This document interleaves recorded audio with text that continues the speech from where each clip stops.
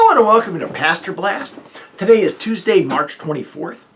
Visiting with one of our homebound, she shared with me about her hopes and thoughts about advancing age. Her daughters had encouraged her to move from doctor-centered care to hospice. In other words, they wanted her to get real about death. And she shared with me that she had kind of been doing the math, she called it.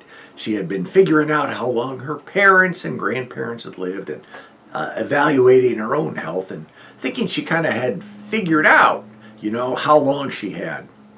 I really appreciated her honesty, but I think we all try to do the math, don't we? We think we can figure out how much time we have left here on earth.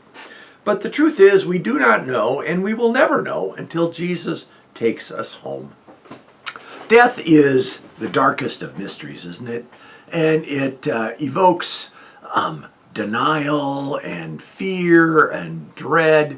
It also, if someone is really suffering or really old and tired, it can be a sense of relief. And even some have curiosity around death. Paul says that death will be the last enemy to be vanquished, that it will be swallowed up in victory in the day of Jesus Christ.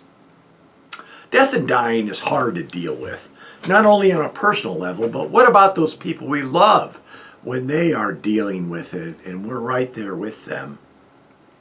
Well, we have questions about, how can the promise of the resurrection impact us here and now? And what purpose is there with grief? Is there a right or a wrong way for Christians to grieve? Well, a story about Jesus raising Lazarus from the dead. This is Jesus' greatest miracles. It's like a dress rehearsal for Easter. And it says something about grief and about how Jesus himself reacts to death. Jesus shows up. Lazarus' funeral is already underway. And Lazarus has been dead for 4 days. Mary and Martha, the sisters of Lazarus in Bethany, they're all friends with Jesus. And they come to Jesus. And they're disappointed. There's some blaming, sorrow, hope, and some confusion about this. That tells us that grief is complicated. It's always a jumble of thoughts and regrets, emotions, a sense of powerlessness. There's no right or wrong way to grieve. It is an emotional road to healing, and it's important that we honor that process. Jesus' reaction to his friend's death is interesting. First of all, it is not triumphant, saying, "I got this, so get over your grief." No, it really reflects the humanity of Jesus. Jesus is deeply moved. Jesus weeps. The Greek actually expresses a sense of volatility, anger, ready to explode. There is sorrow, there is anger, and maybe even helplessness.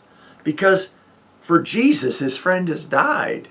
He's in a world where sin, death, and evil seem to reign. And then there's also the personal element, because his own brutal death on the cross is imminent. Well, Jesus commands that the stone be rolled away. Mary quickly says, the stench will be too much. There is a stench to death, isn't there? No wonder we avoid and deny and hide from it. But Jesus, the Son of God, takes it head on. The stone is rolled away. He reminds Mary of the promise of the resurrection. And he says, Lazarus, come out. Well, wrapped in grave cloth, he stumbles out of the tomb. I think we've all had our own resurrection experiences here on earth, where Jesus calls us out of our own prisons and tombs. It might be an addiction or bitterness. Maybe it was a divorce.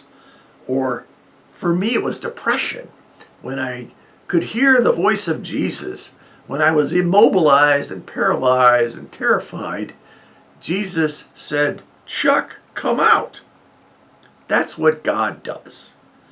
And like raising Lazarus from the dead, our earthly resurrections are rehearsals for the great day of resurrection. So I say to you, resurrection is not a doctrine, it's not a theory, it's not even a confession. Resurrection is a person. And Jesus says, I am the resurrection and the life. He who believes in me will never die, and he who dies but believes in me will live again. Amen.